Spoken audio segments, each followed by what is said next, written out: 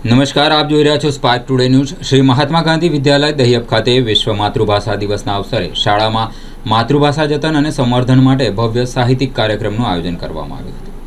21 ફેબ્રુઆરી, જેને તમામ વિશ્વમાં માતૃભાષા દિવસ તરીકે ઉજવવામાં આવે છે, તેને લઈને કપડવંજ તાલુકાના દહિયબ ગામના શ્રી મહાત્મા ગાંધી વિદ્યાલયમાં એક ભવ્ય કવિ સંમેલનનું આયોજન કરવામાં આવ્યું હતું, જેમાં જાણીતા કવિઓ હસમુખ શાહ, હરેશ પ્રજાપતિ પોતાની કવિતાઓ અને ગઝલોથી લોકોને મંત્રમુગ્ધ કરી દીધા હતા। આ અવસરે મુખ્ય મહેમાન તરીકે શૈલેષભાઈ પટેલ તેમજ અતિથિ વિશેષ ડૉક્ટર નીરજ શાહ ઉપસ્થિત રહ્યા હતા। તેમને અન્ય મહાનુભાવોમાં પ્રદીપ બ્રહ્મભટ્ટ, લાલસિંહ બારિયા, સૂર્યકાંત પટેલ, શાળાના ટ્રસ્ટના પ્રમુખ S.M. સૈયદ।